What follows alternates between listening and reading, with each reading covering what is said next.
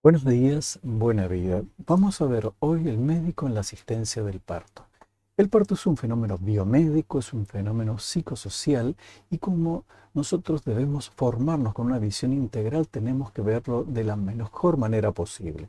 El parto a lo largo de la historia de la humanidad ha sido siempre un evento crítico en el cual asistirlo ha conllevado algunos riesgos, ¿sí? Si bien está dentro de las capacidades de la mujer, es imprescindible tomar muy en cuenta estos riesgos y en la medida que la humanidad ha intentado en su evolución intervenir sobre estos riesgos para tratar de reducirlos, lo ha incorporado dentro de la institución médica. Esto favoreció la reducción de la mortalidad materna, la reducción de la mortalidad neonatal.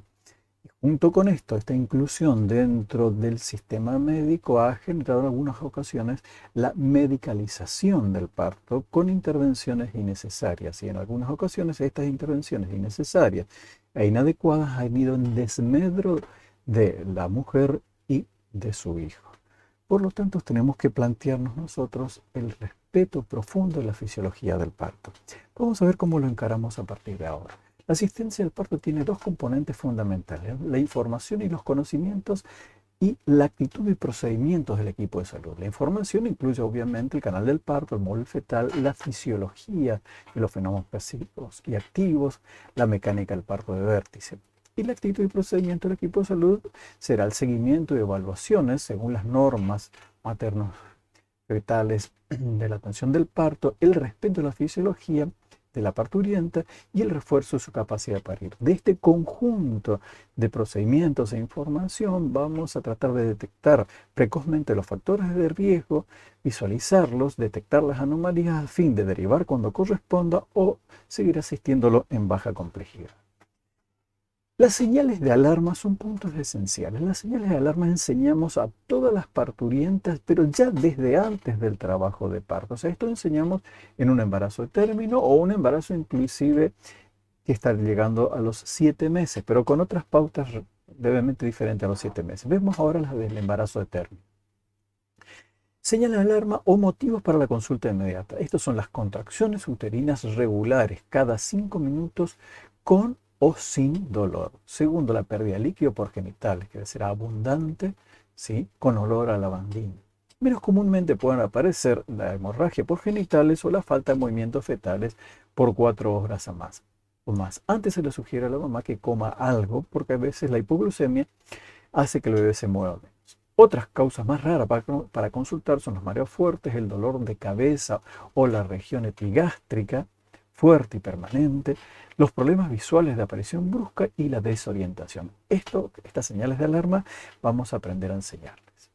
Bien, cuando una paciente ingresa con embarazo de término, se le hace un examen médico de admisión. ¿Cuál es el objetivo de esto? El diagnóstico de trabajo de parto, identificación de cualquier tipo de factor de riesgo y categorización de riesgo. Vamos, primero, a evaluar el control prenatal ya hecho y los estudios complementarios. Segundo, el examen clínico general, los signos vitales, la tensión arterial, pulso y frecuencia respiratoria y el examen obstétrico básico que hacemos siempre, la estática fetal, la altura uterina, la dinámica uterina, la frecuencia cardíaca fetal, y el tacto vaginal, cada cual con sus parámetros básicos. Si el tacto vaginal para identificar cómo están las membranas, qué presentación tenemos y las modificaciones cervicales, de acuerdo al criterio de dilatación, borramiento o el criterio del score de Vischer según la posición del cuello en la pelvis, la longitud del cuello, la consistencia y la dilatación. La pelvimetría va a depender del criterio médico para cada caso. Una vez realizada la primera evaluación, vamos a tratar de ubicar, situar a la paciente en qué fase está. Si está en la fase preparto, fase latencia o fase activa. ¿Qué es esto? La fase preparto, ¿sí? Es una fase que tiene contracciones irregulares, sin ritmo y escasas modificaciones cervicales. Por regla no debe internarse, salvo que haya otro criterio médico que sería la excepción. Entonces se le plantea a la paciente el retorno a su casa previa instrucción oral y por escrito de esas señales de alarma que habíamos planteado antes. ¿Sí? En el inicio del trabajo de parto ya están incluidas la fase de latencia y la fase activa. ¿Cómo son estas? La fase de latencia tiene contracciones regulares, 1 a 2 en 10 minutos y la dilatación ya es al menos de 1 a 3 centímetros. Este momento, la fase de latencia, no implica internación salvo que haya algún criterio médico para internar. Debemos reevaluar a la paciente a las 2 horas con examen completo y nueva decisión. O sea, se le hace caminar 2 horas a la paciente y se la reevalúa. Y de acuerdo a la accesibilidad de la paciente a la institución, se le indicará que vaya a su domicilio enseñándole las señales de alarma o se le dejará para que siga caminando. ¿Sí? La fase activa, en este caso, sí ya exige internación, las contracciones serán regulares de 2 o más y la dilatación de 4 centímetros o más. Se interna el sector dilatante y se hace la vigilancia clínica del trabajo de parto. Bien, ¿cómo es la vigilancia clínica? Se hacen controles con su correspondiente registro de fecha y hora, frecuencia cardíaca fetal cada 30 minutos, control de signos vitales cada 1 hora, control de dinámica uterina cada 1 hora y el tacto vaginal se realizará cada 2 horas. Depende este tiempo de espacio del tacto vaginal de la curva alerta que ya la explicamos enseguida o la rotura espontánea de membranas o el deseo de pujo. Tomemos en cuenta un punto muy interesante. La velocidad de dilatación mínima normal esperada en la evolución espontánea es de 1 centímetro por hora en la nulípara, que es un parámetro muy importante a considerar. Ahora bien, si nosotros decidimos, porque contamos con el partograma de Schwarz y decidimos trazar la curva de alerta del partograma de Schwarz, podemos observar que esta curva, ¿sí? Esta es la planilla con la que eso se realiza, en él participan varios componentes. Participan la posición de la paciente, que puede ser vertical o horizontal, la paridad de la paciente, nulíparas o multíparas, y las membranas, estados íntegras o rotas, pero a su vez hace subgrupos de acuerdo a la posición vertical o horizontal. Vamos a ver, esta planilla es compleja, entonces lo vamos a ir dividiendo en partes. Este sector, que es el más simple de entender, de este lado tiene estos números, corresponden a la dilatación y hasta el momento del parto. ¿Sí? De 1, 2, 3, 4, etcétera, hasta 10 centímetros. Y en este punto está el tiempo transcurrido. O sea, la hora de registro es punto cero, el momento que ingresa. Y abajo notamos la hora real que ha pasado. Entonces, todos los demás son datos muy importantes también, pero por ahora nos vamos a centrar en estos dos. Muy bien, vamos a ver con más detalle. Sí. Esto sería el conjunto que queremos ver. Si nosotros aplicáramos 1 centímetro por hora, como había dicho antes, para las nulíparas, nos daría una curva de este tipo. O sea, una directamente proporcional. Si acá tenemos punto 0 de inicio y acá 4 centímetros. ¿Sí? Acuérdense que esto es espontáneo, sin estimulación con oxitocina. ¿Sí? De tal manera que transcurriría de 4 a 10 centímetros aproximadamente 6 horas para llegar a la dilatación completa. Muy bien, pero ocurre que esto es un promedio, por lo tanto tenemos que, Schwarz lo que sugiere es agrupar de acuerdo a la posición, de acuerdo a las paridades, multípara, nulípara y el estado de las membranas. De tal manera que con esos grupos, ¿sí?, hace este cuadro, lo vamos ampliando como ven. Tomemos un ejemplo muy sencillo y elemental. Por ejemplo, si vemos posición horizontal, nulíparas con membranas íntegras, o sea, las más lentas de todas, íntegras, nulíparas y en posición horizontal.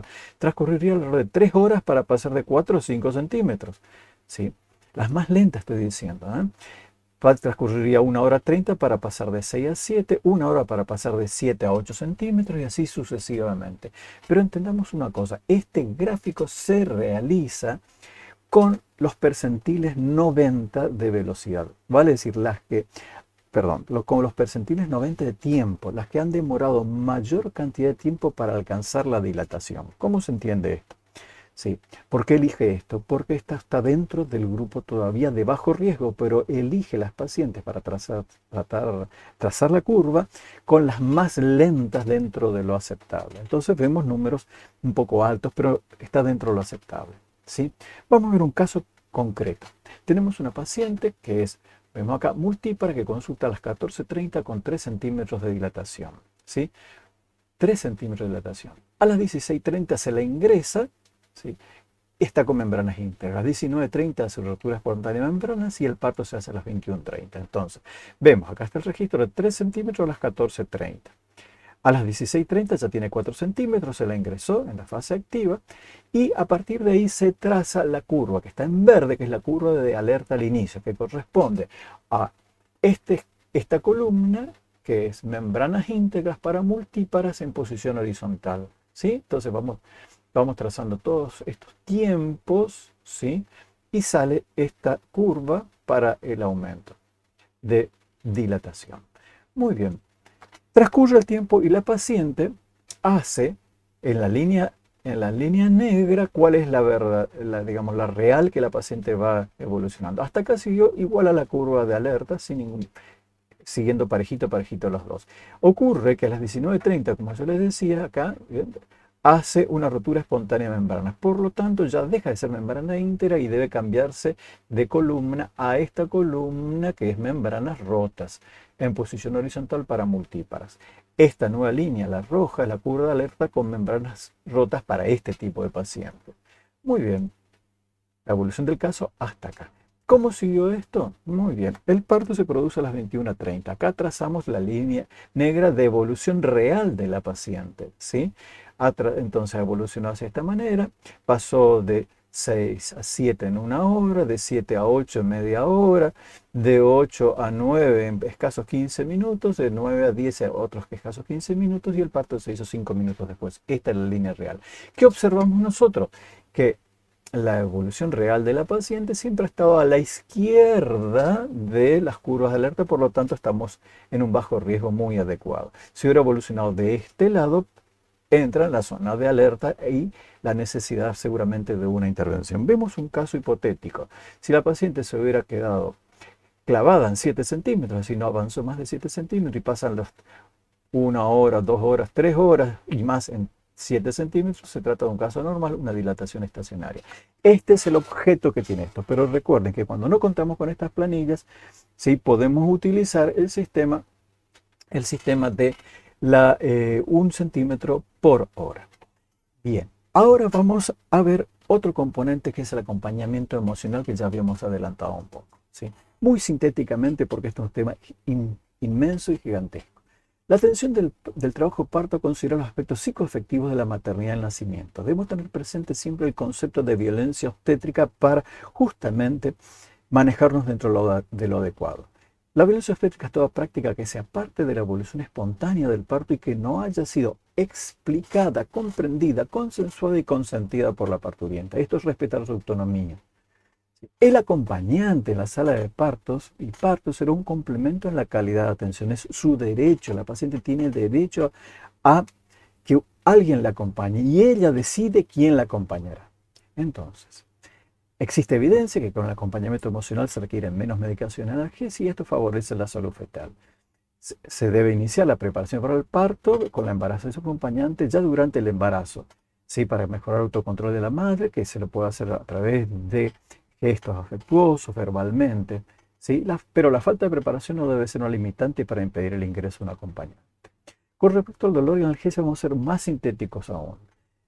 La mejor es la que se puede lograr con el acompañamiento, pero si hace falta anestesia o analgesia epidural, se aplicará solamente cuando es necesario para algunos partos distóxicos, en algunos casos prolongado con el dolor mal tolerado. En la medida de lo posible vamos a evitar la medicalización. En el próximo video voy a mostrarles 3 casos clínicos que vamos a ir resolviendo para justamente presentarlos en el próximo Ateneo. Así que nos vemos en el siguiente video. Hasta luego.